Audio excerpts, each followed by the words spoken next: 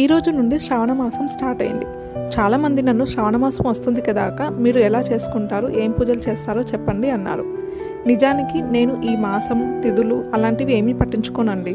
నేను ప్రతిరోజు morning 5:30 to 6 లోపు అండ్ ఈవినింగ్ కూడా మళ్ళీ స్నానం చేసి పూజ చేసుకుంటాను. అండ్ ప్రతి శుక్రవారం ఇంకొంచెం స్పెషల్గా చేసుకుంటాను. అండ్ పండగలు వస్తున్నాయని స్పెషల్ క్లీనింగ్ కూడా ఏమీ పెట్టుకోను.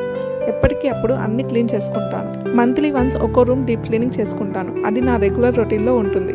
సో స్పెషల్గా పండగల కోసం క్లీనింగ్ అనేది కూడా ఏమీ ఉండదు. అండ్ గుడికి కూడా వీక్లీ వన్స్ వెళ్తాను. పర్టికులర్గా ఈ గుడికే అని కాదండి, ఇంటికి దగ్గరలో ఏ గుడి ఉంటే ఆ గుడికి వెళ్తాను. ఇక్కడ నాకు దగ్గరలో వెంకటేశ్వర స్వామి టెంపుల్ ఉంది. సో ఎవ్రీ సాటర్డే అక్కడికి వెళ్తాను. ఇంతకుముందు కడపలో ఉన్నప్పుడు దగ్గరలో అమ్మవారి టెంపుల్ ఉండేది. అప్పుడు ఎవ్రీ ఫ్రైడే వెళ్ళేదాన్ని. ఇంటికి దగ్గరలో టెంపుల్ ఉన్నప్పుడు యూటిలైజ్ చేసుకోవాలి అని అనుకుంటాను. పండగలు స్పెషల్ డేస్ ఉన్నప్పుడు వెళ్ళడం కంటే నార్మల్ టైంలో వెళ్ళడానికి ఇష్టపడతాను. కొన్ని ఖచ్చితంగా అమ్మవారికి గుడిలో నైవేద్యం పెట్టాలి అనుకున్నప్పుడు వెళ్తాను. అండ్ శ్రావణ మాసంలో నాగుల చవితి కంపల్సరీ వెళ్ళాలి. సో అప్పుడు వెళ్తాను. మా పేరెంట్స్, మా అత్తమ్మ వాళ్ళు ఏం చేస్తారో అవి మాత్రం కంపల్సరీ ఫాలో అవ్వాలి, చేయాలి అనుకుంటాను. ఇంకా మిగతావి అంతగా పట్టించుకోను. కార్తీక మాసంలో దివాళీ నోములు ఉంటాయి. అవి అయితే ఖచ్చితంగా చేయాలి అనుకుంటాను, మిస్ అవ్వకుండా. మిగతా పండుగలు నార్మల్గానే పూజ చేసి దీపం ధూపం ఏదైనా నైవేద్యం చూపిస్తాను, అంతే.